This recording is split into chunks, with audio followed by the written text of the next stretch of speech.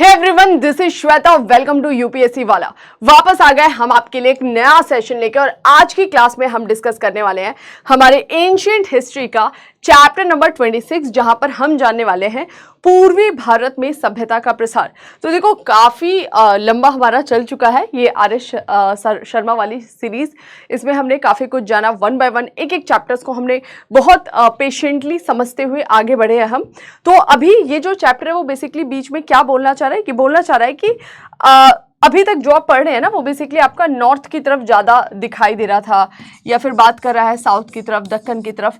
तो जो हमारा प्रीवियस लेक्चर था जहाँ पर हमने गुप्तास के बारे में पढ़ा था, यहाँ पर राइटर एक स्टेप आगे बढ़ता है और बोलता है कि जो पूर्वी भारत वाला रीजन है ना, बंगाल, उड़ीसा, यहाँ का थोड़ा सा हम पॉलिटिकल सिस्टम समझ ले।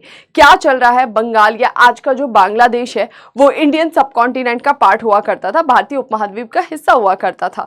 तो वो जो बांग्लादेश, बंगाल वाला रीजन है, उड़ीसा वाला क्षेत्र है, वहां पर हमें कौन कौन से राज्य दिखाई देते हैं, छोटे छोटे राजवंश दिखाई देते हैं गुप्तास के बाद या उनके पैरेलल। तो बेसिकली वही यहाँ पर डिस्कस कर रहा है। और यहाँ पर सभ्यता का प्रसार कैसे हुआ, यानी जो सभ्यता हमें नॉर्थ में दिखाई देती है, गंगा घाटी में हम देखते हैं एग्रीकल्चर प्रोडक्टिविटी बढ़ रहा है, प्रॉपर एक एडमिनिस्ट्रेशन का स्ट्रक्चर आ रहा है। तो वो सारी चीजें हमें इस पूर्वी भारत वाले क्षेत्र में कैसे फैलते हुए दिखाई देती हैं, वो हमें इस चैप्टर में डिस्कस करना है। ओके, तो चलिए स्टार्ट करते हैं हमारे आज के सेशन को। और साथ में यहाँ पर आप देख सकते हैं हमारे कुछ बैचेस के बारे में इंफॉर्मेशन दी गई है। तो आप में से जो भी कैंडिडेट नेक्स्ट ईयर 2024 के एग्जाम में अपीयर हो रहे हैं यूपीएससी सीएससी के, तो आप इनको ज्वाइन कर सकते हैं। ज्वाइन करके प्लान मैनर में तैयारी कर सकते हैं। अफोर्ड नहीं कर पा रहे तो कोई बात नहीं, यूट्यूब पे सभी क्लासेस फ्री में आपको दी जा रही है, history, geography, polity, economy, science, environment, current affair. तो आप उनको लीजिए, उनसे भी आपको काफी बेनिफिट मिलने वाला है। ठीक है, और बाकी अब हमारा बहुत कम चैप्टर रह गया, एंशिएंट हिस्ट्री ऑलमोस्ट डन होने वाला है। तो मैं वापस से आपको बोल रही हूँ कि प्रीवियस ईयर क्वेश्चन अब हम पूरी बुक करके फिर स्टार्ट करेंगे। बस 4-5 चैप्टर्स और हैं, उन्हें और देख लेते हैं और उसके बाद से डायरेक्ट हम आ जाएंगे प्रीवियस ईयर क्वेश्चन और प्रैक्टिस सेट पर। ठीक है, बीच में कुछ क्वेश्चंस करेंगे, कुछ चैप्टर के रह जाएंगे, तो इससे अच्छा अलग से ही हम कर लेंगे। ठीक है, चलो भाई आगे बढ़ जाते हैं। अभी तक हमने क्या क्या पढ़ा है आप लोग ऑलरेडी रिवाइज करके आए होंगे, तो आज की क्लास में हम रिवीजन नहीं करते, नेक्स्ट क्लास में फिर से रिवीजन देख देंगे। ठीक है, पूर्वी भारत में सभ्यता का प्रसार। तो यहाँ पे कुछ बेसिक सी चीजें हैं। अब आपको अगर मैं बताऊँ इस चैप्टर का इंपॉर्टेंस, तो मेंस के पॉइंट ऑफ व्यू से काफी इंपॉर्टेंस है। फैक्चुअल टाइप का इसमें कुछ खास है नहीं, कंसेप्चुअल टाइप की चीजें हैं कि किस तरह से पूर्वी भारत में सभ्यता जा रही है, फैल रही है, प्रचार प्रसार हो रहा है। तो वो थोड़ा सा कंसेप्ट वाइज ये चैप्टर हमारे लिए इंपॉर्टेंट हो जाता है। ठीक है, तो यहाँ पे कोई स्टोरी नहीं मिलने वाली है, हमें चीजों को समझते हुए आगे बढ़ना है। बोल रहे हैं सभ्यता के लक्षण। पहले तो बता रहे हैं कि सभ्यता होती क्या है। जो आप बोल रहे हैं सिविलाइजेशन, किसी भी सिविलाइजेशन को आप कैसे इंडिकेट करते हैं, कैसे बताएंगे कि ये सिविलाइज्ड स्ट्रक्चर है। तो राइटर सबसे पहले सिविलाइजेशन के बारे में बताता है। तो ये भी आपके आंसर राइटिंग में काफी हेल्पफुल होगा। चाहे जीएस पेपर की बात करें, ऐसे में भी सिविलाइजेशन को आप इससे डिफाइन कर सकते हैं। कोई भी क्षेत्र तभी सभ्य माना जाता है जब वहां लिखने की कला, कर उगाहना और सुव्यवस्था बनाए रखने की प्रणाली, धार्मिक, प्रशासनिक और उत्पादनात्मक कार्यों को चलाने के लिए सामाजिक वर्ग विशेषज्ञ उपलब्ध हो। तो राइटर ने बोल दिया है कि जहां पर आपको ये व्यवस्था दिखाई देती है उसको बोलते हैं कि ये क्या है, एक सभ्यता है। ओके, थोड़ा सा डिफाइन कर लेते हैं इसको। बोल रहा है लिखने की कला, जहां पर लिखना पढ़ना लोग जानते हो। ओके, दूसरा बोल रहा है कर उगाने की कला, यानी वहां पर प्रॉपर टैक्सेशन सिस्टम लागू कर दिया गया हो। लोग जो है अपने उत्पादन में से या जो जिस भी तरीके का उनका काम है, चाहे वो कृषि का काम कर रहे हैं, चाहे वो सेवा देने का काम कर रहे हैं या व्यापार वाणिज्य का काम कर रहे हैं, उसका एक अंश जब वो राज्य को कर के रूप में देने लगे। ओके, तो वहां पर उसे क्या बोलते हैं हम, सभ्यता। मतलब आप सभ्य हो चुके हैं कि आप अपने इनकम का एक पार्ट स्टेट को दे रहे हैं, किसके लिए, अपने मैनेजमेंट के लिए। ठीक है, सुव्यवस्था बनाए रखने की एक प्रॉपर प्रणाली हो कि किस तरह से वहां पर लॉ एंड ऑर्डर मेंटेन किया जाए, है ना। सभ्यता का मतलब क्या होगा, जहां पे लॉ एंड ऑर्डर मेंटेन करने की मतलब आज अगर हमारे देश में कानून व्यवस्था ना चले तो भाई मार कुटाई हो जाए, लोग चलते फिरते एक दूसरे का गला काट ले। मतलब सिर्फ कानून से ही डर है ना। चोरी करता है तो कैसे छुप के करता है, या किसी भी घर में कोई गलत काम हो रहा है, चाहे महिला के साथ हो रहा है, चाहे किसी के साथ हो रहा है, तो वो कैसे छुप कर, क्योंकि उसको क्या डर है, लॉ एंड ऑर्डर का, कानून का डर है कि अगर खुलम खुल्ला ये चीजें हो रही है या फिर चोरी से भी मैं कर रहा हूं तो अगर बात बाहर आती है तो क्या कानून मेरे पे एक्शन लेगी। तो क्यों वो लॉ एंड ऑर्डर मेंटेन किया जाता है, तभी समाज कैसा बनता है, सभ्य बनता है ना। तो कोई भी ऐसे समाज को आप सभ्य बोलेंगे या सभ्यता बोलेंगे जहां पर प्रॉपर लिखने पढ़ना विकसित हो चुका हो, कर व्यवस्था हो, लोग रिस्पॉन्सिबल हो, अपने एक इनकम का छोटा पार्ट स्टेट को दे रहे हो और वहां पर लॉ एंड ऑर्डर मेंटेन करने की एक प्रॉपर स्ट्रक्चर डेवलप किया जाए। इसके अलावा धार्मिक, प्रशासनिक और उत्पादनात्मक कार्यों को चलाने के लिए उस रीजन में जितने भी रिलीजियस एक्टिविटी चले उस रीजन में जितने भी एडमिनिस्ट्रेटिव एक्टिविटी चले या फिर वहां पर जितने भी प्रोडक्टिविटी रिलेटेड एक्टिविटी चले कि क्या उत्पादन होना है, ओके, किस तरह से वहां का मैनेजमेंट करना है, उसके लिए प्रशासनिक ढांचा क्या हो, अधिकारी वर्ग क्या हो, धार्मिक गतिविधियां क्या हो, जब इनको मैनेज करने के लिए भी सामाजिक वर्ग विशेषज्ञ उपलब्ध हो, यानी कुछ लोग हो जो इन चीजों का मैनेज करे, तो उसे ही क्या बोलते हैं हम कि वहां पर हमें सभ्यता दिखाई दे रही है। इन शॉर्ट 4-5 पॉइंट्स के हिसाब से आप किसी भी क्षेत्र को देखकर बता सकते हो कि यहाँ पर सभ्यता है कि नहीं है, ये सिविलाइज्ड है कि नहीं है, जिसमें आप लोगों को भी रिस्पॉन्सिबल बना रहे हो और स्टेट को भी रिस्पॉन्सिबल बना रहे हो। समझ में आ रहा है? चलिए आगे बढ़ जाते हैं। सभ्य समाज में उत्पादन क्षमता होनी चाहिए जिससे वे नहीं बल्कि उत्पादन कार्यों से दूर उपभोक्ताओं की जरूरत भी पूरी हो सके। बोल रहा है कोई भी सिविलाइज्ड ढांचा वो होता है, स्ट्रक्चर वो होता है जब उस रीजन के पास एक अच्छी खासी उत्पादन क्षमता हो, प्रोडक्शन करने की कैपेसिटी हो। प्रोडक्शन करने की कैपेसिटी मतलब कि वो उत्पादन कर सके उपभोग के लिए, ठीक है। और वो उत्पादन भी ऐसा वैसा उत्पादन नहीं, स्टोन एज टाइप का। जैसे स्टोन एज में क्या होता था, जितना उत्पादन कर रहे हो नवपाषाण काल में, जब आप खेती करना भी जान चुके थे, तो खेती या फिर पशुपालन से जो उत्पादन हो रहा है वो भी इतना हो रहा है कि जितने लोग उसमें लगे हैं, 5 लोग लगे, इतना ही उत्पादन किया कि 5 ने खा पी के बराबर कर दिया, ठीक है।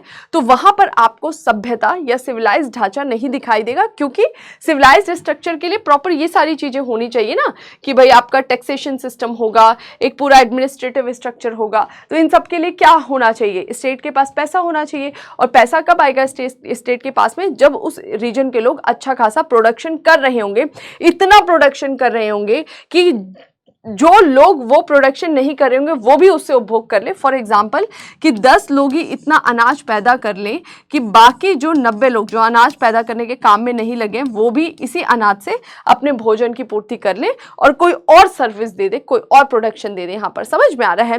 तो यहाँ पर राइटर यही बोलता है कि कहीं भी सभ्यता तभी आती है जब उस क्षेत्र में प्रोडक्शन की कैपेसिटी हो और वो प्रोडक्टिविटी इतनी ज्यादा हो वहां पर कि जो लोग उस काम में नहीं लगे हैं उनके भी उपभोग के लिए यही कुछ लोग उत्पादन कर दें। समझ में आ रहा है? क्लियर हो गया?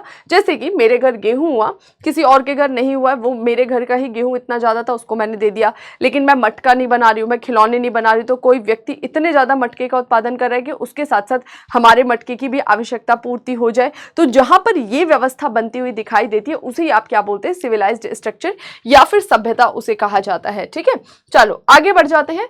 परंतु ये सभी तत्व पूर्वी भारत के काफी बड़े हिस्से में यथेष्ट मात्रा में बहुत ही बाद में दिखाई देते हैं। अब बोल रहा है कि सभ्यता क्या होता है, ये आपने समझ लिया। सभ्यता के विकसित होने के लिए क्या कंडीशन होनी चाहिए? उत्पादकता और उत्पादन क्षमता, वो भी आपने समझ लिया।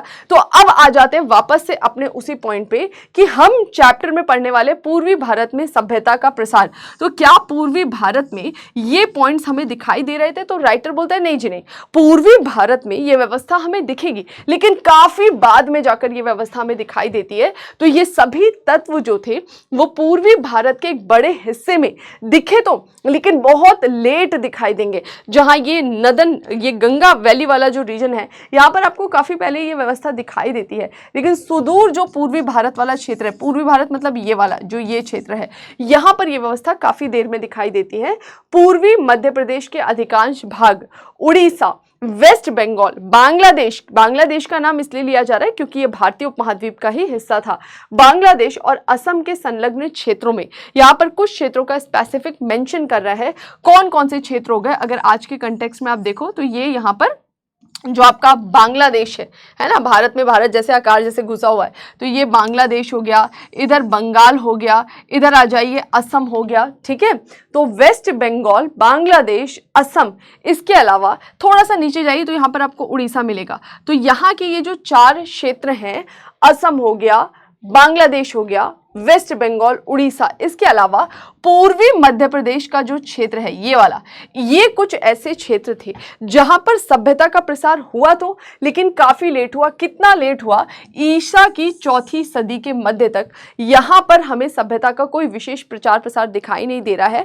और सभ्यता का प्रसार नहीं मतलब वो जो कंडीशंस थी वो नहीं दिख रहा है। तो राइटर बोलता है कि अगर इन क्षेत्रों को देखें तो यहां पर ईसा की 4वीं सदी तक, यानी कि 4th सेंचुरी एडी की बात कर रहा है, एडी ईस्वी की बात कर रहा है, तो ईसा की 4वीं सदी के मध्य तक कोई लिखित दस्तावेज नहीं मिलता है। और हमने देखा था सभ्यता कहां विकसित हो रही है? जहां पर लिखना पढ़ना लोग जानते हैं, स्क्रिप्ट आ गई। तो यहां पर कोई लिखित दस्तावेज हमें नहीं दिखाई देता। हालांकि 4वीं से 7वीं सदी तक के काल में यहां उन्नत कृषि अर्थव्यवस्था का प्रसार हुआ, राज्य तंत्रों का गठन हुआ और सामाजिक वर्गों की स्थापना हुई। लेकिन 4वीं सदी ईस्वी के बाद हम देखते हैं कि सभ्यता की और जो भी कंडीशंस थी वो फुलफिल हो रही है। जैसे कि हम देख रहे हैं कि वहां पे उन्नत कृषि अर्थव्यवस्था का विकास हो रहा है, हम देख रहे हैं राज्य तंत्र का गठन हो रहा है, हम देख रहे हैं सामाजिक वर्गों की स्थापना हो रही है। तो ये सारी कंडीशंस जो है वो फुलफिल होने लग जाएंगी 4th सेंचुरी एडी से 7th सेंचुरी एडी तक। अब आपके दिमाग में क्वेश्चन आएगा कि ये जो उड़ीसा वाला रीजन है ये तो मौर्यंस के कंट्रोल में आता था और मौर्यंस तो बहुत पहले जा चुके हैं। हमने वहां पर देखा था कलिंग वॉर के बारे में, वहां इंस्क्रिप्शंस भी हैं अशोका के डेफिनेटली हैं। लेकिन इंडिविजुअल अगर हम इन पूरे क्षेत्रों की बात करें तो मैंने आपको पहले भी बताया था कि चाहे मौर्यंस है उनके कंट्रोल में सुदूर पूरब का क्षेत्र, उत्तर पूर्वी राज्य और जो दक्षिणतम क्षेत्र इन्हें छोड़ दे तो ऑलमोस्ट पूरे ऑलमोस्ट मॉडर्न का पूरे इंडियन सबकॉन्टिनेंट पे कंट्रोल था। तो उड़ीसा का भी सारा हिस्सा नहीं, या फिर हम बात करें असम हो गया या कुछ क्षेत्र हो गए जो कि उसके नियंत्रण से बाहर थे या उसका कुछ हिस्सा उसके नियंत्रण में आ रहा था। तो कुल मिलाकर यहाँ पर सभ्यता का वैसा विकास नहीं हो पाया, हुआ भी तो वैसा विकास नहीं जो कि हमें नॉर्थ इंडिया या फिर साउथ इंडिया में दिखाई दे रहा था या सेंट्रल इंडिया में दिखाई दे रहा था। हाँ, 4th सेंचुरी एडी के बाद कुछ विकसित अवस्थाएं दिखाई दी, नहीं क्या दिख रहा था वो हमने देखा। और बोल रहा है कि इसके बाद से 4th से 7th सेंचुरी एडी तक वन बाय वन हमें कुछ चीजें दिख रही हैं, जैसे कि डेवलप्ड एग्रीकल्चर इकोनॉमी दिख रहा है, राज्य तंत्र का गठन। अब जब कृषि अर्थव्यवस्था का विकास होगा, बहुत कॉमन सेंस वाली चीज है कि अगर कृषि का विकास हो रहा है, उत्पादन बढ़ रहा है, तो अब आपके पास में ज्यादा उत्पादन हो रहा है, यानी आप कैपेबल हो कि अब कुछ हिस्सा राज्य को दे सकते हो। तो राज्य को दोगे टैक्स के फॉर्म में, तो क्या होगा? राजा अपना पूरा एक राजतंत्र स्थापित करेगा ना, तो यहाँ पे राजतंत्र का गठन भी होगा और धीरे धीरे अलग अलग सामाजिक वर्गों की स्थापना भी होगी। ठीक है, आगे बढ़ते हैं। अनुदान भोगियों ने संस्कृति के उन नायक तत्वों को फैलाने और मजबूत बनाने में बड़ा योगदान दिया। इस प्रक्रिया को समझने के लिए एक एक इलाके का अलग अलग सर्वेक्षण करना होगा। तो ये जो चैप्टर्स है ना, अगर आप जो मजे लेना चाह रहे हो इन चैप्टर्स में स्टोरी वाले, वो तो मजे नहीं है, लेकिन एक्चुअली इस चैप्टर में बहुत ज्यादा ठहराव है कंसेप्चुअल वाइज। अगर मैं बात करूं कंसेप्ट वाइज, तो इसलिए इन चैप्टर की इंपॉर्टेंस को थोड़ा सा समझिएगा। और यहां पर अब क्या बोलना चाह रहा है कि जो पूर्वी भारत है, यहां पर जो हमें 4th सेंचुरी एडी के आसपास भी सभ्यता का प्रसार दिखाई दिया, वो क्यों दिखाई दिया? क्वेश्चन तो ये आएगा ना कि 4th सेंचुरी एडी के बाद से दिमाग में क्वेश्चन ये चलेगा कि 4th सेंचुरी एडी के बाद क्या हुआ जो यहाँ पे सभ्यता का प्रसार हो रहा है, एग्रीकल्चर प्रोडक्शन बढ़ रहा है, राजतंत्र स्थापित दिखाई दे रहा है, लिपि का विकास हो रहा है। उसका कारण क्या था? अनुदान भोगी बड़ी मात्रा में हमें यहाँ दिखाई देंगे। हम ऑलरेडी पढ़कर आए हैं हमारे प्रीवियस सेशंस में सातवाहन के बारे में कि सातवाहनों के काल में बड़ी मात्रा में क्या दिया जा रहा था? भूदान दिया जा रहा था। और यही व्यवस्था आगे पीक लेवल पर दिखाई देती किसके टाइम पीरियड में? गुप्तास के टाइम पीरियड में, जब हमें पता लगता है कि गुप्त काल के जो राजा थे उन्होंने बड़ी मात्रा में ऐसे भूदान किए जिसपे ना केवल टैक्स कलेक्ट करने का सिस्टम, टैक्स कलेक्ट करने का उनको राइट दिया गया, बल्कि अपना पूरा का पूरा एक सैन्य तंत्र स्थापित करने का भी अधिकार दिया गया। समझ में आ रहा है? तो यहां पर राइटर यही बोलता है कि जो पूर्वी भारत का विकास आपको दिखाई देता है 4वीं से 7वीं सदी ईस्वी के बीच, उसका कारण भी क्या है? उसका कारण एक्चुअली ये है कि अनुदान भोगी, जिन लोगों को अनुदान दिया जा रहा है, भू अनुदान दिया जा रहा है इन क्षेत्रों में, वो लोग यहां पर बस रहे हैं। और उनमें कौन थे? ब्राह्मण ज्यादा हमें दिखाई देते हैं। तो जिन भी ब्राह्मण या अन्य वर्गों को, जैसे बुद्धिज्म, जो बौद्ध सन्यासी ये लोग थे, इनको जब भूदान इधर दिया जा रहा था, तो ये जिस जमीन को इनको दिया जा रहा था उस जमीन पर ये लोगों से खेती करवा रहे थे। धीरे धीरे प्रोडक्शन बढ़ा तो वहां से टैक्सेशन सिस्टम लागू हुआ। जब टैक्स बढ़ गया तो इन लोगों ने ही यहाँ का टैक्स वसूला, अपनी सेना खड़ी करी और यही छोटे छोटे राज्य यहाँ पर स्थापित करते हुए दिखाई देते हैं, जिसको हम बोल सकते हैं सामंती राज्यों का उदय। तो वो जो फ्यूडेटरी स्टेट्स जो बन रहे हैं ना, वो यहाँ पर बनने चालू होते हैं और उसी के अंतर्गत इस पूर्वी भारत में सभ्यता का प्रसार या विकास होते हुए दिखाई देता है। तो आई होप आप चीजों को कनेक्ट कर पा रहे, कनेक्ट करना बहुत जरूरी है। ठीक है, चलो आगे बढ़ जाते हैं। नेक्स्ट क्या बोल रहा है?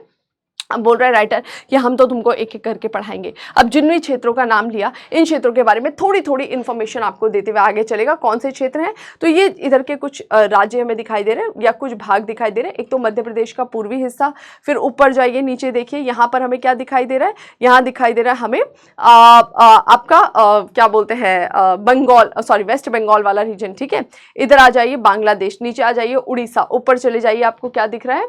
असम दिखाई दे रहा है। तो ये जो कुछ क्षेत्र हैं उनको इंडिविजुअल यहाँ पर डिफाइन करने की कोशिश कर रहा है राइटर कि ओवरऑल ओवरव्यू तो हमने आपको दे दिया। अब थोड़ा सा इनको एक एक करके स्टडी भी कर लेते हैं। पहला बोल रहा है उड़ीसा और पूर्वी एवं दक्षिणी मध्य प्रदेश। सबसे पहले बात कर रहा है राइटर किसकी, कि जो उड़ीसा और मध्य प्रदेश का पूर्वी और दक्षिणी वाला हिस्सा है, यहाँ का क्या स्टेटस दिखाई दे रहा है। ये जो पूर्वी भारत वाला क्षेत्र है, यहाँ पर कैसे सभ्यता का प्रचार प्रसार हो रहा है, वो भी कितनी मात्रा में हो रहा है और कौन से सामंती राज्यों का यहाँ पर उद्भव होते हुए दिखाई देता है। तो बोलता है महानदी के दक्षिण में, सभी को पता है यहाँ की बहुत फेमस रिवर है उड़ीसा से होकर जा रही, जिसका नाम है महानदी। ओके, तो महानदी के दक्षिण में उड़ीसा का समुद्र तटवर्ती कलिंग अशोक के काल में सहसा उत्कर्ष पर चढ़ गया।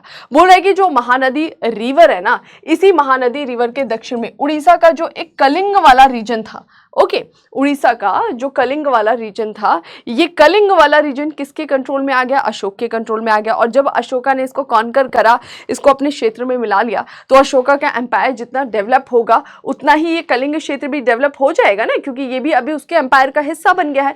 तो नो डाउट कलिंग वाला रीजन जब अशोका के कंट्रोल में आया, जो कि उड़ीसा का एक हिस्सा है, ओके, महानदी के दक्षिण वाला हिस्सा है, तो बोल रहे कि यहां पर उस समय हमें उत्कर्ष दिखाई देता है, एक पीक लेवल दिखाई देता है। ठीक है, लेकिन वहां सुदृढ़ राज्य की स्थापना ईसा पूर्व पहली सदी में आकर हुआ, जब इसका शासक खारवेल बढ़ते बढ़ते मगध तक चढ़ गया। बोल रहे कि भले वो राज्य, वो क्षेत्र जो था कलिंग वाला अशोक के कंट्रोल में आया, नो डाउट वहां पर विकास हुआ, लेकिन विकास के बावजूद भी हमें एक प्रॉपर वहां पर सुदृढ़ ढांचा बनते हुए नहीं दिखाई देता है, क्योंकि वो मेन उनका सेंट्रल रीजन तो था नहीं। ठीक है, तो जो मुख्य रूप से विकास होता है इस उड़ीसा वाले क्षेत्र का, वो कब? अशोका के बाद हमें दिखाई देते हैं, पोस्ट मॉडर्न पीरियड में। मतलब अशोका आया, फिर उसके अन्य उत्तराधिकारी आए, फिर 185 ईसा पूर्व के आसपास हम देखते हैं कि मौर्य एम्पायर को इस वाले पार्ट से, पाटलिपुत्र वाले पार्ट से रिप्लेस कर दिया जाता है। कौन रिप्लेस करते हैं? शुंग, फिर कण्वा आते हैं, फिर चेदी आते हैं, फिर सातवाहन आते हैं। तो ये जो चेदी थे ना, इन्हीं से संबंध रखते थे कौन? खारवेल राजा। ओके, तो यहां पर बताता है कि एक्चुअली ये जो कलिंग उड़ीसा वाला रीजन है, वहां पर सुदृढ़ राजतंत्र की स्थापना किसके समय में हुई? तो नो डाउट अशोका के टाइम में वो पीक पर पहुंचा, लेकिन कोई वहां पर सुदृढ़ राज्य स्थापित नहीं हुआ। और वो सुदृढ़ राज्य हमें कब स्थापित हुए दिखाई देता है? पोस्ट मॉडर्न पीरियड में, मौर्योत्तर काल में, जब वो क्षेत्र किसके अंतर्गत आता है? शासक खारवेल के अंतर्गत आता है। और ये जो खारवेल राजा था ना, ये ना केवल इस क्षेत्र को विकसित करता है, वो चेदी वंश से संबंध रखता है। तो आगे चल के चेदियों ने कहां तक कंट्रोल कर लिया था? मगध तक पहुंच गए थे, यानी एक अपना किंगडम एस्टैब्लिश कर लिया था। ओके, सभी के समझ में आ गया? चलो जी आगे बढ़ जाते हैं। और ये टाइम पीरियड कब बात कर रहा है? ईसा पूर्व पहली सदी, फर्स्ट सेंचुरी बीसी के आसपास। ओके, मौर्यंस के टाइम पीरियड में हमें चरम दिखाई दिया, यहाँ पर सुदृढ़ राज्य नहीं था। खारवेल के टाइम पीरियड में सुदृढ़ राज्य की स्थापना होते हुए हमें इस क्षेत्र में दिखाई देती है। फिर बोल रहा है कि ईसा की पहली और दूसरी सदियों में यहाँ के बंदरगाह से मोती, हाथी दांत और मलमल का अच्छा व्यापार हो रहा था। और धीरे धीरे ये विकसित होगा। कैसे विकसित होगा? तो फर्स्ट सेंचुरी बीसी से फर्स्ट सेंचुरी एडी पर आ जाइए, यानी ईसा की बात कर रहा है, पहली सदी ईसा से लेकर लगभग दूसरी सदी ईसा की अगर हम बात करें तो ये वो टाइम पीरियड था जब उड़ीसा के इस क्षेत्र से कुछ महत्वपूर्ण वस्तुओं का व्यापार हो रहा है, जैसे मोती हो गए, हाथी दांत हो गए, मलमल हो गया, इनका ट्रेड किया जा रहा है।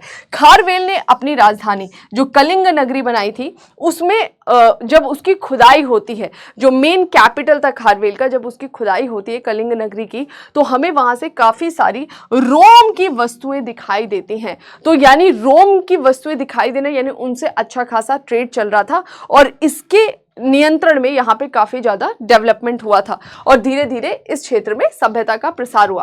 परंतु अगर हम उड़ीसा के उत्तरी भाग में बात करें तो उत्तरी भाग में ना तो राज्य का गठन था और ना ही खास वाणिज्य संबंधी चहल पहल। आज का अगर आप उड़ीसा देखें, यहाँ पर जो अभी तक बातें की गई थी, ये क्या बोली गई कि महानदी का जो दक्षिण वाला हिस्सा है, ये दक्षिण वाला हिस्सा कंपेरेटिवली सभ्यता यहाँ पर जल्दी आई, जल्दी भी नहीं थी लेकिन हाँ आई।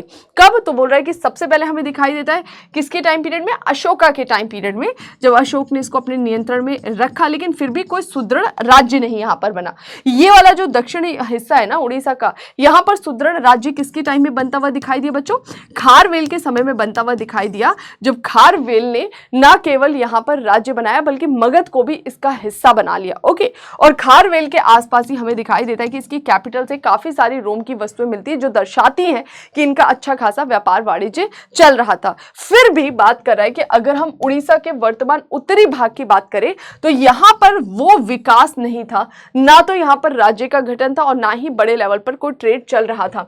चौथी सदी में समुद्रगुप्त द्वारा विजित प्रदेशों में उत्तरी और पश्चिमी उड़ीसा के भाग आए, जिससे चौथी सदी के मध्य से लेकर छठी सदी में उड़ीसा में कई राज्य स्थापित हुए। अब बोल रहे हैं कि जो उड़ीसा का उत्तरी वाला हिस्सा है, इसका विकास कब होता है? अब बताइए समुद्रगुप्त कौन है? तो ऑलरेडी हम पढ़कर आए थे गुप्ता एम्पायर के बारे में, जिसकी जो पर्टिकुलर एस्टैब्लिशमेंट है, बेसिक एक्चुअल जो हम बोले फाउंडेशन गुप्त डायनेस्टी का, वो हमें कब से दिखाई देता है? 320 ईस्वी से दिखाई देता है। तो हमें पता लगता है कि 320 ईस्वी में सबसे पहले चंद्रगुप्त फर्स्ट रूल करता है, फिर आते हैं समुद्रगुप्त, फिर चंद्रगुप्त सेकंड रूल करते हैं। तो ये तीन इंपॉर्टेंट रूलर थे। अगर हम बात करें समुद्रगुप्त की तो राइटर यहां पर यही बोल रहा है कि चौथी सदी में जब समुद्रगुप्त इस गुप्ता एम्पायर का रूलर बनता है तो उसने इस उड़ीसा का जो नदन पार्ट था उसको कॉन्कर कर लिया और इस क्षेत्र का जो विकास है वो हमें कब दिखाई देता है? समुद्रगुप्त के समय दिखाई देता है।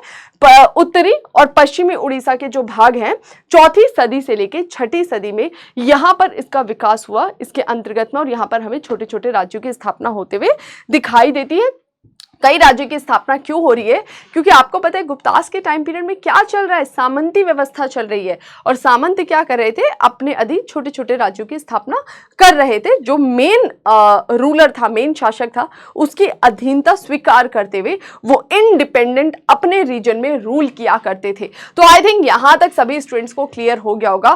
पूर्वी भारत का जो इंडिविजुअल एक रीजन की बात कर रहा है, वो रीजन क्या बात कर रहा है यहाँ पे? उड़ीसा और पूर्वी मध्य प्रदेश का। इसका दक्षिणी हिस्सा कब यहाँ पे सभ्यता का प्रसार हुआ वो हमने देखा, मौर्यंस के टाइम पीरियड में थोड़ा, और खारवेल के टाइम पीरियड में चेदी वंश के टाइम में पीक पर पहुंचा। और अगर इसके हम नदन पार्ट की बात करें तो वहां पर कब? जब गुप्ताज रूल करते हैं, उसमें भी समुद्रगुप्त, उस समय हमें यहाँ पर राज्य स्थापित होते हुए दिखाई दिए। ठीक है, इनमें सबसे महत्वपूर्ण, अब यहाँ पर बोल रहे हैं ना कि जो आपका उत्तरी और पश्चिमी उड़ीसा वाला क्षेत्र है, इस उत्तरी और पश्चिमी उड़ीसा वाले क्षेत्र में जो हमें स्थापना होते हुए दिखाई देती है राज्यों के गुप्तास के टाइम पीरियड में, वो सामंती अर्थव्यवस्था के अंतर्गत।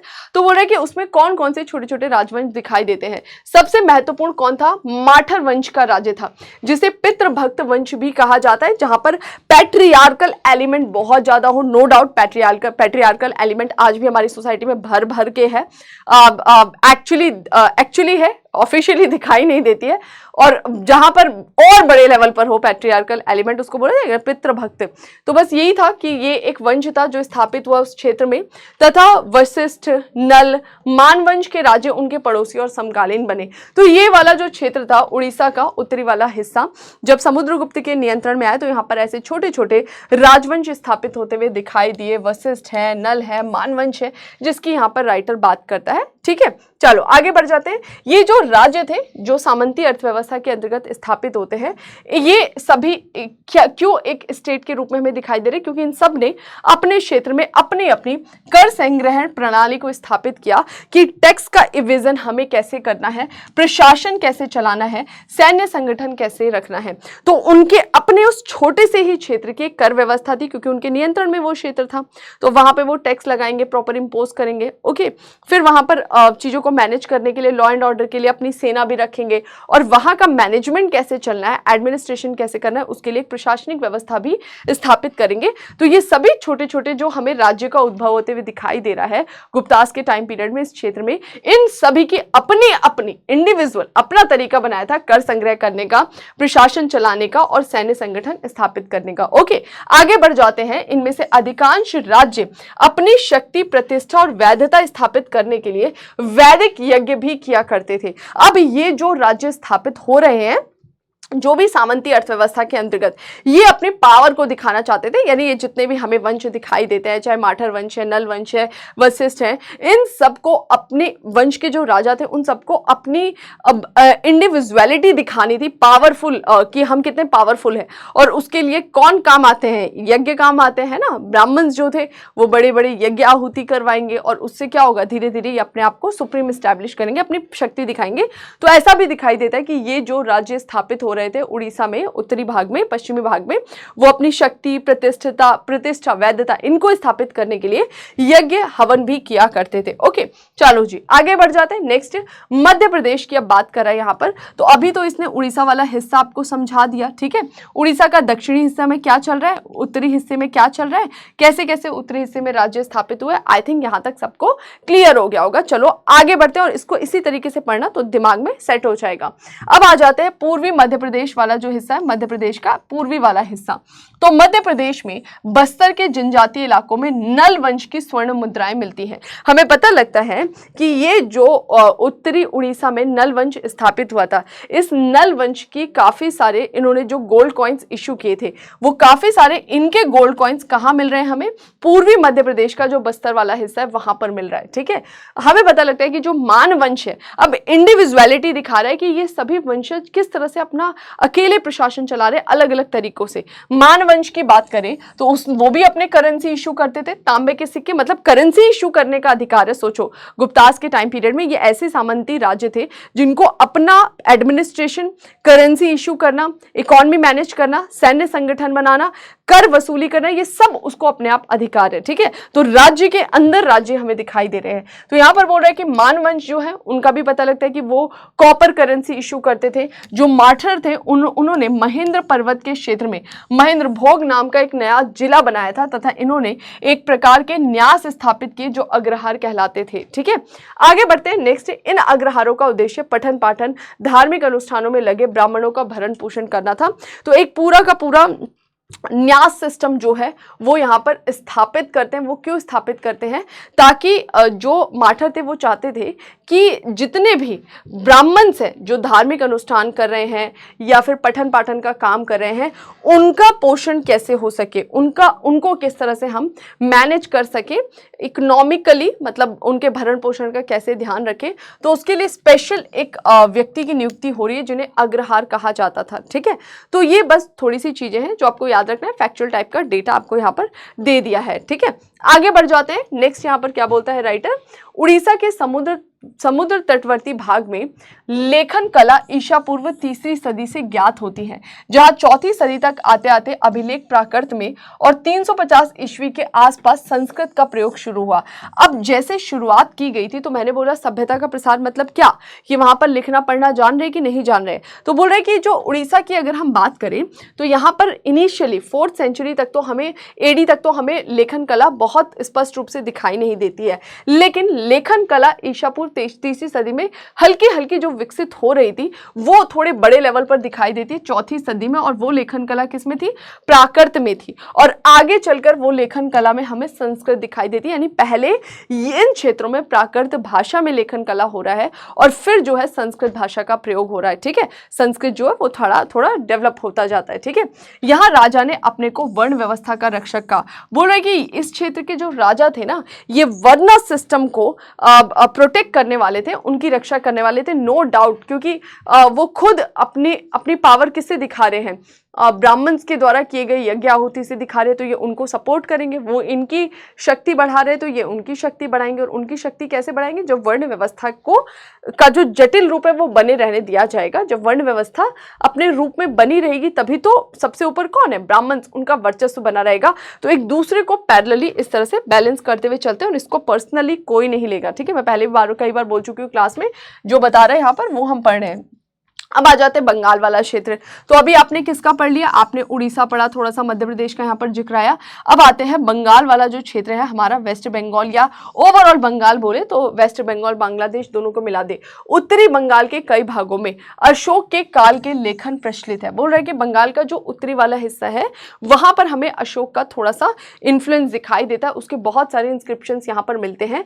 इन अभिलेखों में जब हमने देखा क्या लिखा हुआ है तो पता लगता है कि बौद्ध भिक्षु के भरण पोषण के लिए अनाज और सिक्कों से भरे भंडार घर थे। उनसे पता लगता है, बताया गया है उसमें कि कैसे इस क्षेत्र में, क्योंकि अशोक क्या था? बुद्धिज्म को प्रमोट कर रहा था, तो उत्तरी बंगाल वाले क्षेत्र में बौद्ध भिक्षुओं के भरण पोषण के लिए प्रॉपर अनाज और सिक्कों से भंडार घर बनाए जाते थे कि भाई यहां से इनकी आवश्यकता की पूर्ति हो सके। इस इलाके के लोग प्राकृत जानते थे और बौद्ध धर्म के अनुयायी थे, क्योंकि जो उत्तरी बंगाल वाला हिस्सा है, पहले ही यहां पर बता दिया कि अशोका का इन्फ्लुएंस था, उसके इंस्क्रिप्शन मिल रहे हैं और अशोका अपने पूरे टेरिटरी में क्या कर रहा है? बुद्धिज्म को प्रमोट कर रहा है। तो नो डाउट यहाँ के लोग क्या होंगे? बुद्धिज्म के ज्यादा फॉलोअर्स होंगे। और ये लोग जिस लैंग्वेज को जानते थे, अशोका के टाइम में क्या था? प्राकृत चल रहा था।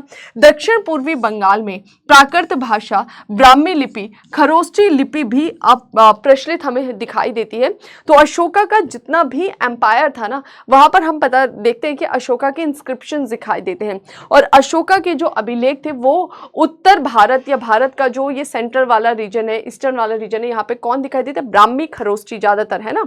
अब ब्राह्मी वैसे दिखाई देते हैं, खरोष्ठी अरामाइक तो ज्यादा नॉर्थ वेस्ट में दिखाई देता है। फिर भी राइटर बोलता है कि ये वाला जो क्षेत्र था ना, बंगाल वाला रीजन, जो अशोका के इन्फ्लुएंस में था, तो बोल रहा है कि यहाँ पर हमें प्राकृत भाषा दिखाई देती है, ब्राह्मी और खरोष्ठी लिपि दिखाई देती है प्रचलित, जो लोग जानते थे।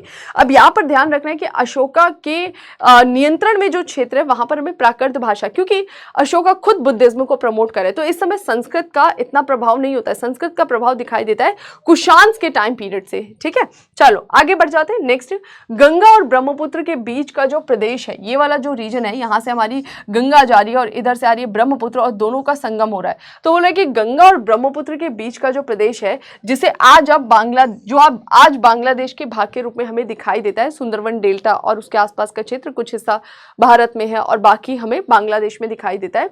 वहां 6ठी सदी में संस्कृत शिक्षा प्रचलित हो चुकी थी। तो सबसे पहले ये वाला जो रीजन है ना उत्तरी बंगाल का, यहाँ पर हमें कौन सी भाषा दिखाई दे रही है? प्राकृत दिखाई दे रही है, क्योंकि इनिशियली उत्तरी बंगाल वाला क्षेत्र जो है ये किसके इन्फ्लुएंस में था? अशोका के टाइम पीरियड में इन्फ्लुएंस दिखाई देता है। लेकिन आगे चलकर बोल रहा है कि 6ठी सदी ईस्वी की बात कर रहा है, 6th सेंचुरी एडी। तो उस समय तो हमें पता है ना कि सातवाहन, गुप्ता, सबके टाइम पीरियड में संस्कृत बहुत प्रमोट होता है। तो आगे चलकर जो गंगा ब्रह्मपुत्र के बीच वाला क्षेत्र है वहां पर हमें संस्कृत भाषा का प्रभाव बढ़ते हुए दिखता है। ठीक है, ऐसा लगता है 550 ईस्वी के बाद गुप्त राजाओं के गवर्नर स्वतंत्र हुए और उत्तरी बंगाल पर कब्जा कर लिया। आपको पता है कि गुप्तास जो है इनके टाइम में फेडरेटरी सिस्टम था, तो धीरे धीरे गुप्तास जब वीक होते हैं, कब? 550 ईस्वी के आसपास में, तो इन्हीं गुप्त राजाओं के जो गवर्नर थे, जो उन क्षेत्रों का मैनेजमेंट कर रहे थे, वो इंडिपेंडेंट हुआ और उन्होंने इंडिपेंडेंट स्टेट बना लिया। कहां पर? उत्तरी बंगाल वाले क्षेत्र में। ठीक है, तो यहां पर उत्तरी बंगाल वाले को थोड़ा समझना है अशोका के टाइम पीरियड के कंटेक्स्ट में क्या चल रहा है, और फिर गुप्तास के टाइम पीरियड में हमें यहाँ पर किस तरह से राज्य का उद्भव होते हुए दिखाई दे रहा है। स्थानीय अधीनस्थ राजाओं ने, जो सामंत महाराज कहलाते थे, स्थानीय प्रजा से कर वसूलने के लिए अपना अपना प्रशासन तंत्र स्थापित किया।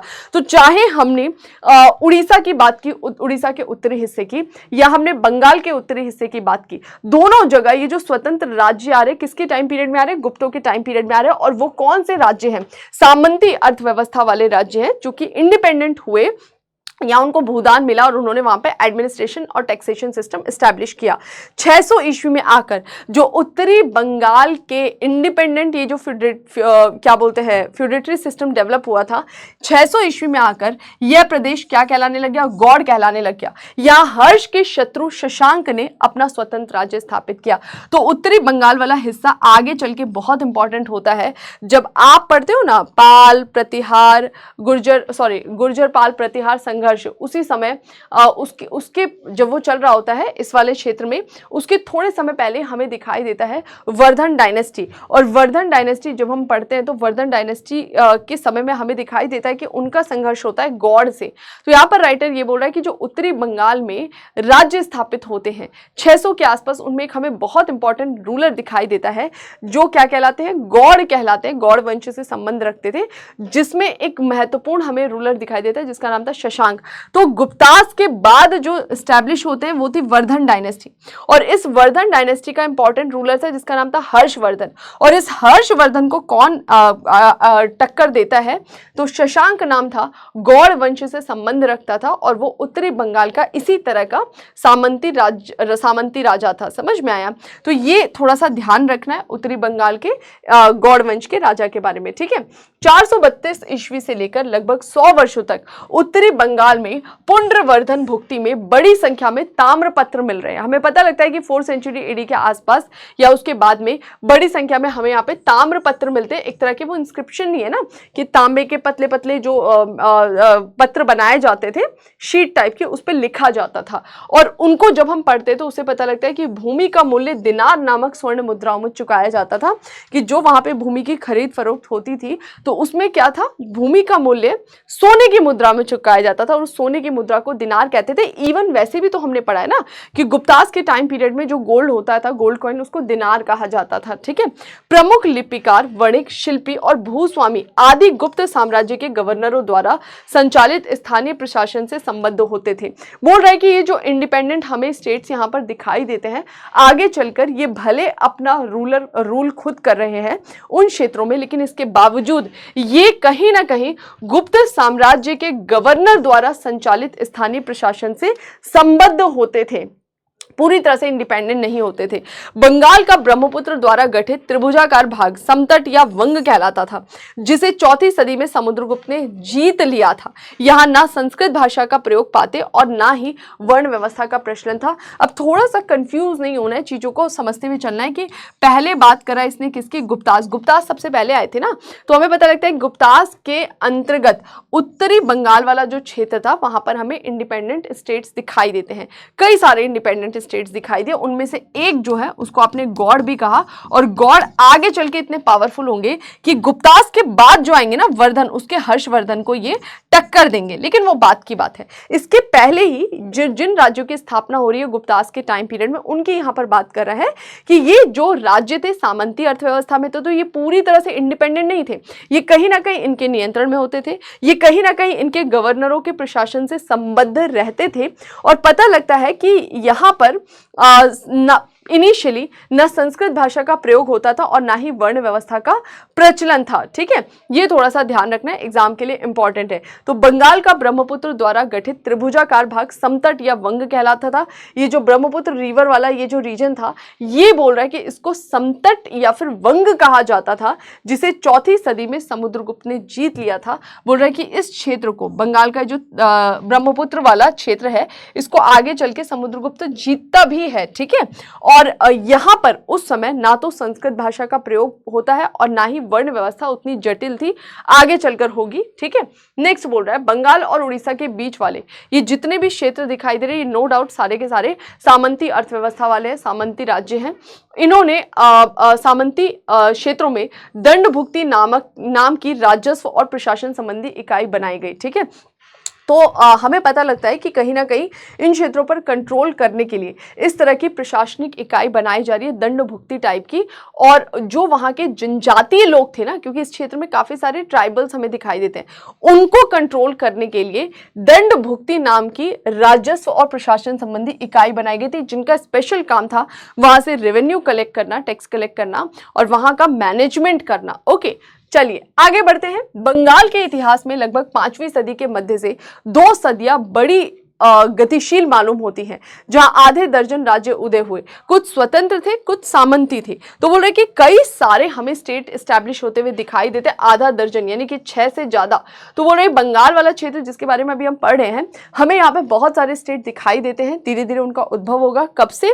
तो 5वीं सदी के आसपास से। ओके, अब 5वीं सदी के आसपास से जो ये स्टेट्स स्टैब्लिश होने ने 2 टाइप के स्टेट। एक तो इंडिपेंडेंट, इंडिपेंडेंट का मतलब है जो डायरेक्ट गुप्तों के नियंत्रण में था वो इंडिपेंडेंट हुए। और दूसरा बोल रहा है सामंती। सामंती का मतलब है कि वो गुप्तों ने जमीन जो है, उस जमीन के जो क्या बोलते हैं, जो भी लोग थे जिनको वो जमीन दान में मिली थी, इस तरह के लोग, सामंती अर्थव्यवस्था के अंतर्गत आने वाले लोग, वही अपना मैनेजमेंट खुद कर रहे हैं और अपना एक इंडिविजुअल स्टेट का स्ट्रक्चर डेवलप कर रहे हैं। तो 2 तरह के स्टेट्स हमें दिखाई देते हैं बंगाल में, एक तो इंडिपेंडेंट और दूसरा सामंती अर्थव्यवस्था वाले।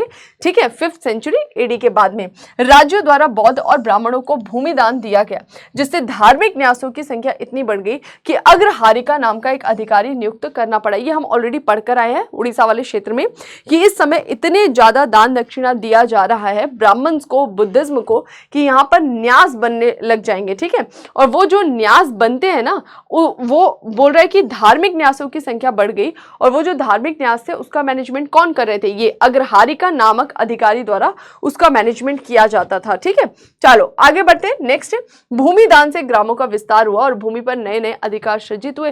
धीरे धीरे भूमि दान होगा। जब भूमि दान हो रहा है, कई सारे जंगल के क्षेत्रों को दान दिया जा रहा है, तो वहां पर धीरे धीरे गांव का बसाव हो रहा है। गांव का बसाव होगा तो भूमि पे धीरे धीरे नए नए अधिकार सृजित होंगे। लोग जो है वो अब लैंड का इंपॉर्टेंस समझेंगे। निजी संपत्ति की भावना यहाँ से मजबूत होते हुए दिखाई देगी।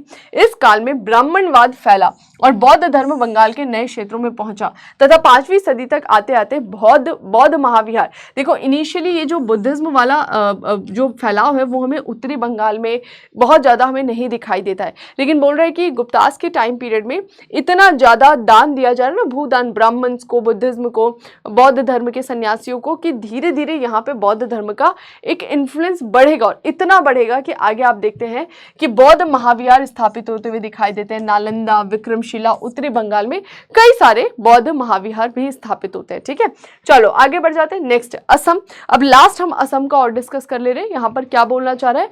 ब्रह्मपुत्र मैदान में पूरब से पश्चिम तक फैला कामरूप जो क्षेत्र था 7वीं सदी में उभर कर आगे आया, लेकिन उत्खननों से पता लगता है कि ईस्वी सन 4वीं सदी में गुवाहाटी के निकट बस्तियों का बसाव हो चुका था। अब अगर आपने इस वाले रीजन की बात की थी, उड़ीसा वाले क्षेत्र की बात की थी, तो उड़ीसा में जो महानदी के दक्षिण वाला क्षेत्र था वहां पर हम देख रहे थे अशोका के टाइम पीरियड में जो कलिंग वाला रीजन है वो थोड़ा सा पीक पर पहुंच रहा है।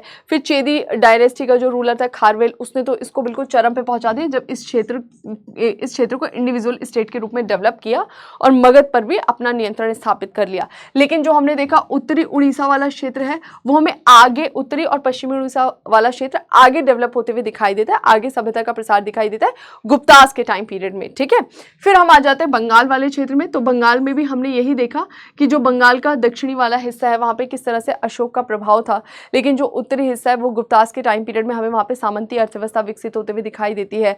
गुप्ता रूलर के टाइम पीरियड में कई सारे बड़े बड़े सामंत विकसित होते हुए दिखाई देते हैं। उन्हीं में से एक कौन थे? गौड़, जो आगे चल के गुप्तास के बाद जो आएंगे वर्धन डायनेस्टी, उन्हें टक्कर भी देते हैं। ठीक है, अब आ जाते हैं असम के बारे में। इन दोनों का जो सभ्यता का प्रसार है थोड़ा जल्दी हो गया कंपेरेटिवली। अगर हम असम की बात करें तो बोल रहे हैं कि असम में काफी लेट दिखाई दे रहा है। 7वीं सदी में जो कामरूप रीजन है वहां पर हमें सभ्यता का प्रसार दिखाई दे रहा है, लेकिन राइटर बोलता है कि हमें छोटी छोटी बस्तियों का बसाव तो 4वीं सदी से ही पता लगता है असम वाले क्षेत्र में। ओके, 6वीं सदी के आरंभ तक लेखन कला और संस्कृत भाषा प्रचलित थी। 6th सेंचुरी एडी तक ये जो असम वाला रीजन है यहाँ पर हमें पता है कि लिखने की कला विकसित हो चुकी थी, संस्कृत भाषा का प्रयोग यहाँ पर चालू हो चुका था। कामरूप के राजाओं ने वर्मन उपाधि धारण की, एक ये टाइटल लेने लग गए। जैसे आपको पता है नॉर्थ इंडिया में हमें पता है कि कुछ टाइटल्स बहुत फेमस थे, जिसमें से एक था विक्रमादित्य। ओके, तो यहाँ पर यही बोल रहा है कि जो आपके असम वाले क्षेत्र के कामरूप जो रीजन है वहां के जो राजा थे, उन्होंने एक टाइटल लेना चालू किया। उस टाइटल का नाम क्या था? वर्मन टाइटल। और वर्मन किसको दिखाता है? कवच को दिखाता है। कवच मतलब जो ये बोलते हैं ना कि युद्ध लड़ने जाते तो आप लड़ने से पहले पूरा एक कवच पहनते हैं, इसे वर्मन कहा जाता है, जो आपके बॉडी को यहाँ से यहाँ तक कवर करता है और अचानक होने वाले अटैक से आपको डिफेंड भी करता है। तो यहाँ पर बोल रहा है कि जो असम के राजा थे वो वर्मन टाइटल अपने नाम के साथ लगाने लग जाएंगे। वर्मन किसे शो करता था? वर्मन शो करता था कवच को, यानी ये एक तरीके से योद्धा का प्रतीक दिखाते थे अपने नाम के साथ इस टाइटल का यूज करके कि हम एक योद्धा वर्ग से संबंध रखते हैं। ठीक है, नेक्स्ट बोलता है राइटर, कामरूप राजाओं ने भी ब्राह्मणों को भूदान दिया और अपनी स्थिति को मजबूत किया। वही है कि राजा ब्राह्मण्स को भूदान दे रहा है, ब्राह्मण्स उनकी स्थिति को मजबूत करें। कैसे? तो ब्राह्मण्स के पास पावर है। क्या पावर है? यज्ञ आहुति कराने का और दिखाने का कि भाई इस हवन को करने से आप इतने सुप्रीम बन जाएंगे, आप में इतने हाथियों की शक्ति आ गई, इतने घोड़ों की शक्ति आ गई। ये तो दोनों एक दूसरे को बैलेंस कर रहे हैं और असम में भी ये स्ट्रक्चर हमें दिखाई देता है। 7वीं सदी में भास्कर वर्मन ऐसे राज्य के प्रधान रूप में खड़े हुए। यहाँ बौद्ध धर्म के पैर भी जमे हुए थे और चीनी यात्री ह्वेनसांग इस राज्य में घूमा भी था। तो बोल रहा है कि 7th सेंचुरी में आकर हमें एक राजा दिखाई देते जिनका नाम था भास्कर वर्मन, ऐसे राज्य के प्रधान के रूप में खड़े हुए और यहाँ पर धीरे धीरे बौद्ध धर्म जो है उसका भी पांव जमा हुआ था। ब्राह्मणिज्म तो चल ही रहा है, साथ साथ में उसका बौद्ध धर्म जो है वो भी यहाँ पर पांव पकड़ रहा है, क्योंकि जो ह्वेनसांग है वो इसका जिक्र कर रहा है। और ह्वेनसांग का जिक्र करना ही मतलब ह्वेनसांग स्पेशली किसके लिए आया था? बुद्धिज्म के लिए आया था ना यहाँ पर। अब आ जाते हैं रचनात्मक काल। यहाँ पर ये चैप्टर होता है कंप्लीट। लास्ट में राइटर यहाँ पे कुछ कंक्लूड करेगा, तो उस कंक्लूजन को हम और देख लेते हैं फटाफट क्या बोल रहा है। तो सबसे पहले चैप्टर हमने स्टार्ट करा था सभ्यता के बारे में, कि सभ्यता क्या है, सिविलाइजेशन क्या है एंशिएंट के कंटेक्स्ट में। तो जहां पर टैक्स सिस्टम हो, जहां पर लॉ एंड ऑर्डर मेंटेन हो, जहां पर राजतंत्र प्रॉपर स्थापित हो, प्रशासनिक धार्मिक व्यवस्था को चलाने के लिए एक अलग से हमें वर्ग दिखाई दे, सामाजिक वर्ग, उसको हम बोलते हैं सभ्यता। फिर हमने देखा कि क्या पूर्वी भारत में सभ्यता थी, तो हम पाते कि पूर्वी भारत में सभ्यता का विकास हमें 4वीं सदी ईस्वी तक नहीं दिखाई दे रहा है। लिखने की कला हमें वहां पर नहीं दिखाई दे रही है, इंडिविजुअल जो राजतंत्र है वो हमें वहां पर ऐसे दिखाई नहीं दे रहा है। तो कब से दिखाई दिया और किन क्षेत्रों में दिखाई दिया और क्यों दिखाई दिया? तो राइटर बोलता है कि हम एक एक को डिफाइन करते हैं। सबसे पहले उसने बात किया उड़ीसा और पूर्वी मध्य प्रदेश का, फिर उसने बात किया वेस्ट बंगाल और बांग्लादेश वाला, आज का जो क्षेत्र है जिसको संयुक्त रूप से बंगाल कहा। फिर उसने लास्ट में असम को भी हाईलाइट कर दिया कि छोटे छोटे जो यहाँ पे राज्य उद्भव हो रहे हैं, कब हो रहे हैं, कैसे हो रहे हैं, वो जान लिया। मेजरली हमें 4th सेंचुरी के बाद ही स्ट्रक्चर डेवलप होते हुए दिख रहा है। ठीक है, अब एक स्टेप आगे बढ़ जाते हैं। लास्ट में राइटर क्या बोल के कंक्लूड करता है? रचनात्मक काल। ओके, क्रिएटिविटी वाला टाइम पीरियड था ये। यद्यपि पूर्वी भारत के भिन्न भिन्न भाग भिन्न भिन्न कालों में उत्कर्ष पर पहुंचे। हम देख रहे हैं जो आपका उड़ीसा वाला क्षेत्र है, उसका दक्षिणी वाला जो पार्ट है वो हमें अशोक के टाइम पीरियड में, उत्तरी भाग जो है वो गुप्तास के टाइम पीरियड में, या फिर हम देख रहे हैं बंगाल वाला रीजन है वो गुप्तास के टाइम पीरियड में, फिर वर्धन डायनेस्टी के टाइम पीरियड में। तो बोल रहे कि यहाँ पर जो चीजें हैं वो आपको अलग अलग टाइम पीरियड में डेवलप होते हुए दिखाई दे रही है। फिर भी 4वीं सदी से 7वीं सदी के बीच का जो काल है इसे हम रचनात्मक काल कह सकते हैं। ये वो टाइम पीरियड है 4th सेंचुरी से 7th सेंचुरी एडी का, जहां पर ओवरऑल यहाँ पर कुछ क्रिएटिव एक्टिविटी होते हुए दिखाई दे रही है। ठीक है, वैसे समय अलग अलग है लेकिन ये एक कॉमन टाइम पीरियड हमें दिखाई दे रहा है। इस काल में चाहे पूर्वी मध्य प्रदेश था, उत्तरी उड़ीसा था, पश्चिमी बंगाल या असम, इन क्षेत्रों में और बांग्लादेश के बड़े भाग में संस्कृत विद्या, हमें पता है इसके बाद से धीरे धीरे संस्कृत जो भाषा है उसका प्रचार प्रसार होगा। उसके पहले यहाँ पे प्राकृत का इन्फ्लुएंस था। तो संस्कृत विद्या, वैदिक कर्मकांड, हम सबको पता है कि इस क्षेत्र के जितने भी सामंती राजा या अन्य स्वतंत्र राज्य का उद्भव हो रहा था वो अपने आप को पावरफुल दिखाना चाहते थे। और पावरफुल कैसे दिखा पाते? जब पावरफुल दिखाने के लिए उनको रिचुअल कराने होंगे ना, यानी वैदिक कर्मकांड, वर्ण व्यवस्था, इन सबको वो प्रमोट करेंगे। तो संस्कृत विद्या का प्रचार प्रसार होगा, वैदिक कर्मकांड जड़ पकड़ेगी, वर्ण व्यवस्था और मजबूत होगा और स्वतंत्र राज्य तंत्र धीरे धीरे फैलते और विकसित होते हुए दिखाई देते हैं। तो 4th से 7th सेंचुरी एडी के बीच में ये कॉमन एक्टिविटी थी जो यहां पर हमें चलते हुए दिखाई देती इन राज्य क्षेत्रों में जिनकी मैंने अभी यहां पर बात की। ठीक है, आगे बोलता है राइटर, गुप्त साम्राज्य से सांस्कृतिक संपर्क के परिणाम स्वरूप पूर्वांचल में सभ्यता का प्रसार हुआ। ये जो प्रचार प्रसार है बड़े लेवल पर आपको कब दिखाई दे रहा है? गुप्तास के टाइम पीरियड में। हम देख रहे हैं ना कि गुप्तास के काल में ही ये ज्यादा राज्य स्थापित होते हुए दिखाई दे रहे हैं, सामंती राज्य। तो कहीं ना कहीं जो गुप्त काल का समय था, उनके जो सांस्कृतिक संपर्क स्थापित हो रहा था इस क्षेत्र का, उसने और इसको पुश किया किसमें? एक सभ्यता के प्रचार प्रसार में। यहाँ अभिलेखों में गुप्त संवत का प्रयोग किया गया। ये हमें कैसे पता लगता है?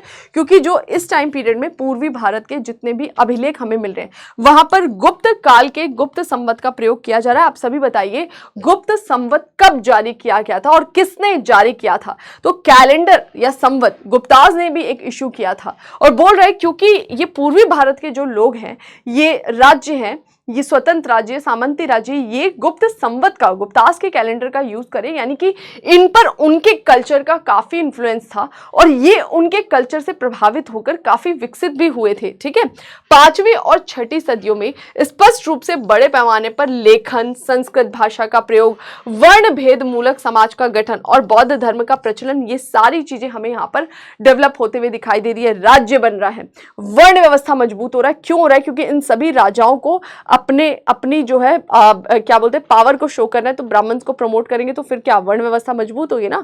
तो वर्ण व्यवस्था मजबूत होगी, वर्ण भेद जो है वो हमें यहाँ पर दिखाई देगा।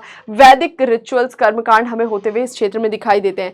हमें शैव और वैष्णव संप्रदाय के रूप ब्राह्मण धर्म की प्रगति देखते हैं। ठीक है, हमें पता लगता है कि धीरे धीरे यहाँ पर जो ब्राह्मण धर्म है वो किस तरह से एक तरह से डेवलप होते हुए दिखाई देता है। ठीक है, आगे बढ़ जाते हैं। नेक्स्ट, यहाँ व्यक्तिगत संपत्ति का अस्तित्व पाते हैं। जैसे मैंने आपको बताया कि धीरे धीरे जैसे जैसे महत्व बढ़ेगा क्षेत्र का, जमीन का, प्रोडक्टिविटी का, एग्रीकल्चर प्रोडक्शन का, तो व्यक्तिगत संपत्ति की भी भावना आएगी। राज्य जो है जहां पर लोग रह रहे हैं उनके अंदर आएगा कि भाई मेरा जमीन। तो धीरे धीरे यहां से व्यक्तिगत संपत्ति का अस्तित्व दिखाई देता है। जो खाद्य उत्पादक अर्थव्यवस्था जब भी उन्नत अवस्था में पहुंचेगी, जब भी एग्रीकल्चर प्रोडक्टिविटी बढ़ेगी, जमीन का इंपॉर्टेंस बढ़ेगा तो लोग जमीन पर अधिकार चाहेंगे और यहाँ से निजी संपत्ति, निजी जो स्वामित्व की भावना आएगी, संपत्ति पर निजी स्वामित्व की भावना, वो यहाँ से बहुत डेवलप होते हुए दिखती है। फिर बोल रहा है कि लोहे के फाल वाले हलों से कृषि होना, पानी में रोपकर धान की खेती और तरह तरह के शिल्प कौशल इस व्यवस्था की आधारशिला थी। क्या ऐसा हुआ कि पूर्वी भारत में एकदम से प्रोडक्टिविटी बढ़ गई? वही रीजन था जो कि नॉर्थ इंडिया में प्रोडक्टिविटी बढ़ाने का कारण बनता है। क्या लोहे के हल से अगर आप कृषि करोगे, ज़्यादा गहराई तक होगी, रोपाई वाला प्रोसेस यूज़ करोगे तो प्रोडक्टिविटी वैसे ही बढ़ जाएगी।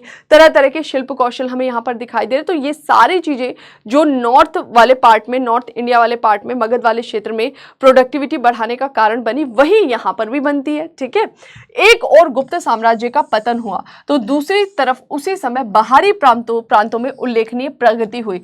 तो 550 के आसपास जहाँ पर गुप्तास जो है वो खत्म हो रहे हैं, डिक्लाइन हो रहा है, उनकी जगह वर्धन डायनेस्टी दिखाई देगी। उसके पैरेलल ये जो पूर्वी भारत के राज्य है ना, ये और मजबूत होते हुए दिखाई दे रहे हैं। छोटे छोटे राज्य डेवलप होते हुए दिखाई दे रहे हैं। ज्यादातर यही देख रहे हैं ना आप, 6th सेंचुरी AD के आसपास इनका डेवलपमेंट हो रहा है। यह बात लाल मिट्टी वाले उस भूभाग पर लागू होती है जो पश्चिमी बंगाल और उत्तरी उड़ीसा में और मध्य प्रदेश से सटे क्षेत्रों में, झारखंड पठार के भीतर पड़ता है। और बोल रहे हैं स्पेशली अगर हम रीजन में मेंशन करना चाहें तो एक तरफ तो गुप्तास डिक्लाइन हो रहे हैं, दूसरी तरफ जो आपका पश्चिमी बंगाल और उत्तरी उड़ीसा वाला क्षेत्र है, वेस्ट बंगाल और उत्तरी उड़ीसा वाला जो क्षेत्र है, वहां पर हमें और मजबूत राज्य की स्थापना होते हुए दिखती है। ठीक है, तो ये था हमारा चैप्टर, बहुत सुंदर सा चैप्टर था। स्टोरी नहीं है लेकिन कंसेप्ट है, बहुत सुंदर सा कंसेप्ट है। ये जानना इसलिए ज़रूरी था क्योंकि अब हम नेक्स्ट पढ़ने वाले वर्धन डायनेस्टी, और वर्धन डायनेस्टी के बारे में जब आप पढ़ेंगे तो वहाँ पर हम पढ़ते हैं हर्षवर्धन के बारे में, फिर हम पढ़ेंगे पूर्वी राज्यों के बारे में, हम पढ़ेंगे गौड़ वंश के बारे में, उसके राजा शशांक के बारे में। तो आपको पता होना चाहिए कि इस समय ये जो छोटे छोटे पूर्वी भारत में राज्य है ना, वो इस समय उद्भव हो रहा है उनका। कब? गुप्तास के टाइम पीरियड में, और उसके पहले का क्या स्टेटस था अशोका के टाइम पीरियड में, वो भी हमने जान लिया। ठीक है, तो आई होप आपको सेशन इंफॉर्मेटिव लगा होगा। वीडियोस जो भी हम आपको डिलीवर कर रहे हैं आपको समझ में आ रही होंगी। फिर भी कहीं भी कोई भी डाउट है तो आप कमेंट सेक्शन में पूछ सकते हैं। Previous year question practice set के चक्कर में अभी मत पढ़िए, क्योंकि अभी मैं कराऊंगी कुछ चैप्टर्स का ही हो पाएगा, तो इसको होल्ड पे डाल देते हैं। कब तक के लिए? पहले 4-5 चैप्टर और है, बुक कंप्लीट करते हैं, बुक कंप्लीट करके अलग से क्लासेस लगा देते हैं आपके एमसीक्यूज के लिए, तो वहां पर एमसीक्यूज कर लेंगे प्रीलिम्स मेंस दोनों के पॉइंट ऑफ व्यू से। ओके, और आर्ट एंड कल्चर की क्लास जो है वो इस वीक से जाएगी आपकी। और आर्ट एंड कल्चर में पहले हम नितिन सिंघानिया स्टार्ट करने वाले थे, लेकिन अभी क्योंकि मैं एनसीईआरटी ही आपको कवर करा रही हूँ, तो अभी क्या करेंगे हम, जो 11th क्लास की एनसीईआरटी है आर्ट एंड कल्चर की, वो हम देखेंगे। ठीक है, क्योंकि वो थोड़ी सी पतली है, थोड़े कम समय में कंप्लीट हो जाएगा, और एनसीईआरटी का इंपॉर्टेंस ज़्यादा है, ऑथेंटिक है गवर्नमेंट से, तो वहाँ पर क्वेश्चन आने की प्रोबेबिलिटी थोड़ी सी बढ़ जाती है। तो इसलिए पहले हम एक बार इस बुक को कवर कर लेते हैं, जो हमारी एनसीईआरटी है उसको ही हम अगले वीक से स्टार्ट कर देंगे। ठीक है, बाकी मिडेवल का चैप्टर जो है चैप्टर 1 आने वाला है, तो आपकी ancient medieval modern ancient medieval art and culture, ये तीनों हम पैरेलल लेकर चलेंगे। एंशिएंट खत्म होते ही सबसे पहले हम करेंगे क्वेश्चंस, और फिर उसके बाद से हमारा मॉडर्न हिस्ट्री स्टार्ट हो जाएगा। ठीक है, तो अभी टाइम है हमारे पास में, काफ़ी टाइम है। काफ़ी टाइम इसलिए क्योंकि अगर आप रिवीजन कर रहे होंगे, डेली क्लासेस ले रहे होंगे, तो समय ठीक ठाक है, समय की कोई कमी नहीं है। बस अभी तक जो पढ़ा है आरएस शर्मा, इसको अच्छे से पढ़िए, बार बार रिवीजन करिए। एक बच्चे का मैंने कमेंट देखा था, बोल रहे थे कि मैम मिडेवल पढ़ना जरूरी है। देखो, सब कुछ पढ़ना जरूरी है। अभी कितना इंपॉर्टेंट है वो तो हम प्रीवियस ईयर क्वेश्चन के थ्रू जान पाएंगे कि इससे क्वेश्चन कितने आ रहे हैं। लेकिन ऐसा कैसे कि आप एडमिनिस्ट्रेटिव ऑफिसर बनने जा रहे हो, ये वाला पार्ट छोड़ दे क्या, ये वाला पार्ट छोड़ दे? हमें बस पढ़ना सब कुछ है जो हमारे सिलेबस में दिया है, लेकिन ये कि किस पर कितना हमें फोकस करना है। तो मिडेवल छोड़कर नहीं जाना है ना, कि आप जानते ही नहीं है मुगल्स के बारे में, आप जानते ही नहीं है सल्तनत काल के बारे में, आप जानते ही नहीं पूर्व मध्यकाल के बारे में। वो समझ बहुत जरूरी है, और हम बहुत सही तरीके से करेंगे, मतलब बहुत सिंपल तरीके से करेंगे, आपको रटना नहीं पड़ेगा। हम लिंक करते हुए उन चैप्टर्स को पढ़ेंगे, बहुत मजे से एंजॉय करते हुए, और फिर मॉडर्न की तरफ चले जाएंगे। ठीक है, तो चलिए फिर, ये था हमारा आज का सेशन। मिलते हैं नए सेशन में, तब तक अपना ध्यान रखिए, रिवीजन करते रहिए। Thank you.